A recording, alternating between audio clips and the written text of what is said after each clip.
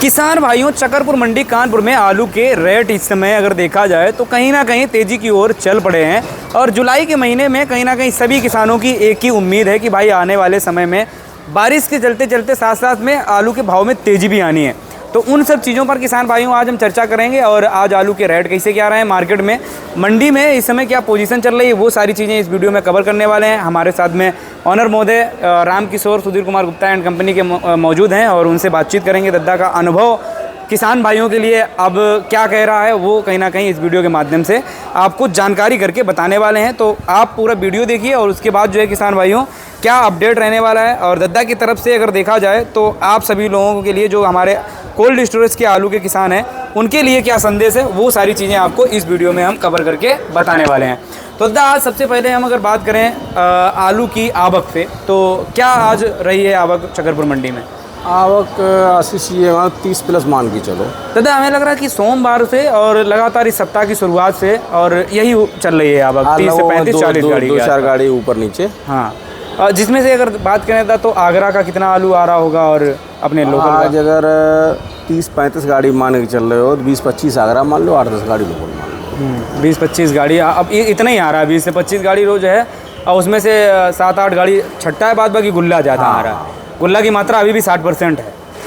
तो दादा अगर देखा जाए तो जैसे पिछली सप्ताह में शनिवार को बारिश हुई, वहाँ से हमने देखा कि एक चीज़ तो मंडी में थोड़ा बहुत सुधार हुआ कि बिक्री में थोड़ी सुधारपन टाइप का, मतलब कि ऐसा लगा कि डिमांड टाइप की थोड़ी बनी हो, आलू बिक जा रहे हैं, कोई भी आलू रुकता नहीं है और दूसरे दिन के लिए बैलेंस नहीं होता है।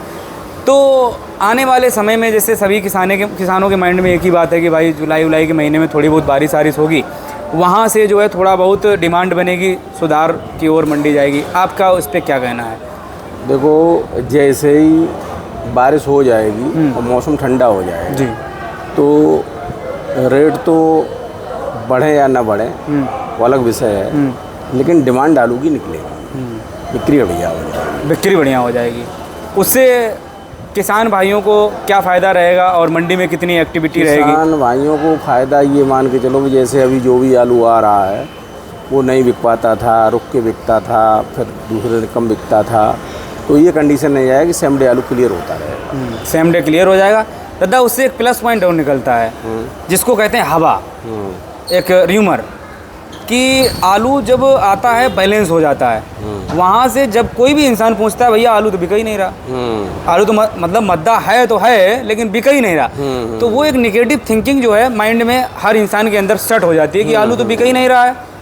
बेशक उसका रेट सेम है या फिर कुछ बढ़ के मिल रहा है, लेकिन जब बिकता नहीं है तो वो होता है कि भाई बिक नहीं रहा है। जब regular per day every day निपटता रहेगा तो वहाँ से हमें लगता है कि एक प्लस पॉइंट निकल के आएगा। र्यूमर एक अच्छी जिसको कहते हैं कि भाई एक प्लस पॉइंट निकला कि आलू बिक रहा है, वो कितना महत्व रखता है? वो बहुत महत्व रखेगा, क्योंकि हमें लग रहा है कि आलू का भाव होता है कि वो र्यूमर पे ही होता है। र्यूमर पे होता है। एक बार किसान ने अगर सोच लिया महंगा, तो भाई हमने देखा है जब से हम इस लाइन में आए, आपकी तो बड़े लंबे जी लाइफ है इस लाइन में, अगर देखा जाए तो दादा जब माइंड में आदमी सोच लेता है कि अब महंगा, तो फिर वो एक तरफ से महंगा जब चलता है तो फिर महंगा हो ही जाता है। तो वो एक प्लस पॉइंट रहेगा जब रेगुलर मार्केट बनेगा।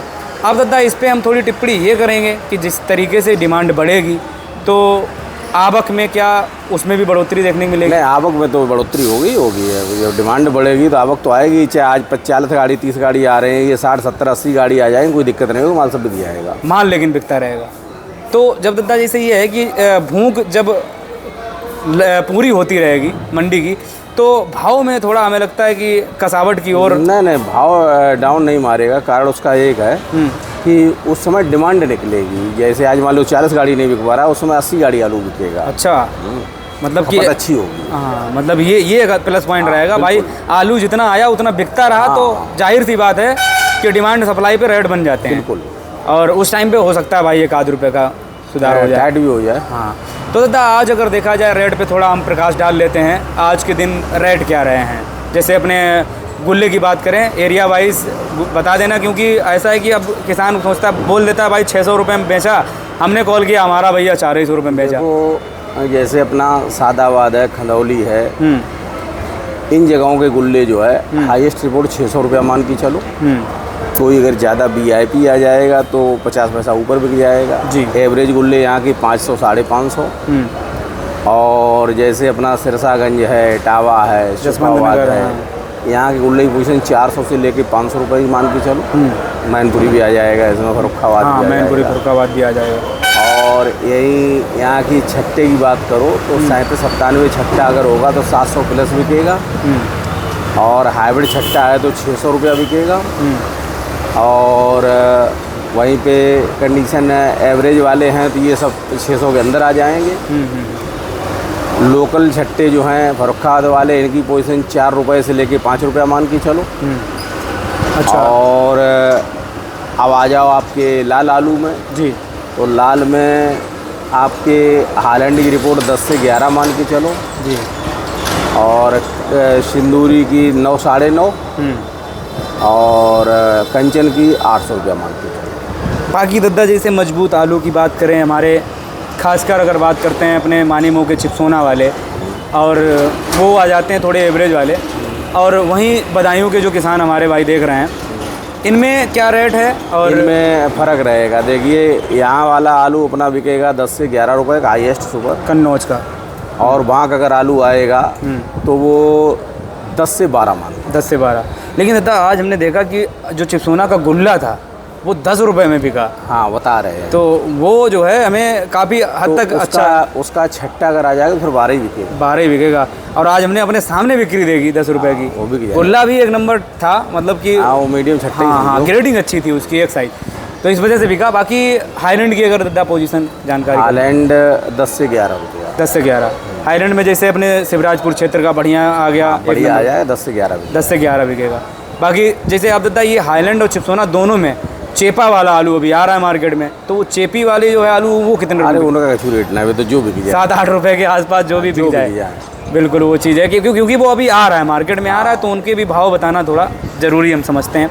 अब दादा जैसे अगर बात करें तो उम्मीदें जैसे किसानों की लगी हुई लगातार, विचारधारा, हर इंसान, हर आलू से वर्ग से जुड़ा हुआ हर इंसान के मन में एक ही चीज़ अभी गूंज रही है कि जुलाई के महीने में किसान सोच रहा है निकालेंगे, और व्यापारी भी कुछ हद तक ये सोच रहे हैं कि जुलाई महीने में ही मंडी जाएंगे। जून में ना निकालने का और कारण भी है, जैसे किसान अपने कामकाज में भी लगा है, उसकी अका मका जो कटने कटाने वाली है, तो वो जून में वो भी सब निपट जाएगी, तो जुलाई वो लग जाएगा, निपट जाएगा वो।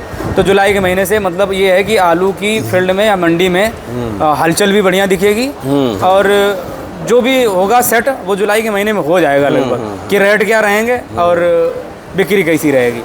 तो दा लेकिन अगर एक चीज़ हम देखते हैं जब प्रकाश डालते हैं भाई निकासी पे, तो यहाँ पर थोड़ा चिंता का विषय सामने आता है। हाँ, यहाँ पर थोड़ा चिंता का विषय है, तो निकासी कम हुई है। हाँ, निकासी कम हुई है। इसके थोड़ा किसानों के लिए बताएं क्या संदेश रहेगा, थोड़ा कवर कर पाएँ अगर।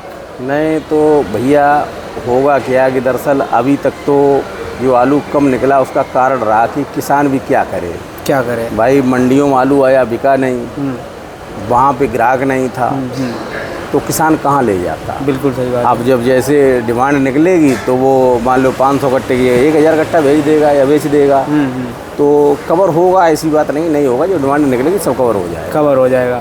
बस सिंपल सी चीज़ है भाई कि अगर एक टाइम पे अगर थोड़ा प्रकृति ने साथ दिया, दूसरी चीज़ और थोड़ा र्यूमर बन पाया, तो उस टाइम पे हमें लगता है कि अगर 1-1.5 महीना भी अगर हवा चली तो काफ़ी हद तक कवर कर लेगा। अरे एक महीना नहीं, हवा तो चलेगी, क्योंकि गद्दा ऐसा तो आपके दिमाग में आई होगी, कई ऐसे ईयर होंगे। नहीं, ऐसा थोड़ी आलू रह जाएगा, आलू सब बिक जाएगा। बस ये है कि किसान भाई ज़्यादा हद तक हताश ना हो। ना, हताश तो होना ही नहीं चाहिए। हाँ, क्योंकि भाई बेचना है आपको, मान लो 500 में बिचे, चाहे 200 में बिचे, चाहे 250 में बिचे, बेचना तो है ही है।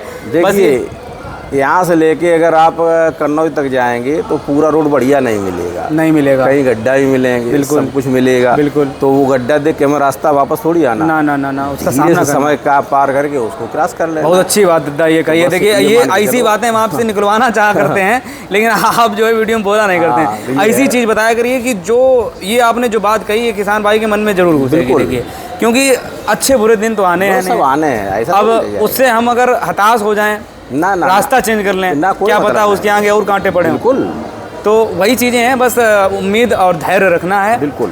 और अगर आलू है भाई, नहीं वो सब बिकेगा, सब्जी आलू है, बिकने की थोड़ी रह जाएगा। हाँ बस वो चीज़ें हैं कि भाई पॉजिटिव थिंकिंग जैसे आपने दी वो बहुत अच्छा लगा। नहीं, सब बिक और जाएगा। ये सारी चीज़ें किसानों को भी अच्छी लगती हैं कि बिल्कुल। भाई कहीं से ना कहीं से भाई एक इंसान अपना पॉजिटिव थिंकिंग तो दे अरे रहा वो तो है। समय आता है, हर चीज़ समय आता है, ऐसा बस थोड़ी समय आता है, बस सोच लें कि भाई समय को काटना पड़ता है धीरे बस, से। बस, बस ये है कि जब समय खराब आए, प्रतिकूल हो, तो उसको धीरे से काट लो। समय। काट लो और उस समय ज़्यादा हाथ पैर फड़फड़ाओगे तो फंसते चले जाओगे। फंसते चले जाओगे भाई, वो दलदल वाला सिस्टम हाँ, है। वो समय काटना हाँ होता बस है। अगर ज़्यादा तो ये सोच समय विचार काटने करें, वाला था, धीरे धीरे कट रहा है। कट जब रहा समय आएगा तो स्पीड में निकल जाना। बिल्कुल कट रहा है। बहुत अच्छी बात की दादा। अपना कॉन्टैक्ट नंबर और फर्म और बता दें। हमारा रामकिशोर सुधीर कुमार गुप्ता के नाम से, कॉन्टैक्ट नंबर 94-151-25-248 है। चलिए तो किसान भाइयों, इस वीडियो में आपने जो देखा और लगभग जो है दद्दा ने बताया, देखिए आज के इस वीडियो में हम लगातार ऐसे ही अब लगातार धीरे धीरे करके वीडियो में कुछ पॉइंट ऐड कर रहे हैं, सुधार कर रहे हैं कि भाई कुछ ऐसी चीज़ें आपको पहुंचाने का प्रयास कर रहे हैं कि आप लोग हताश ना हो और निराश ना हो। हालांकि सत्यता सभी लोग जानते हैं, लेकिन अगर हम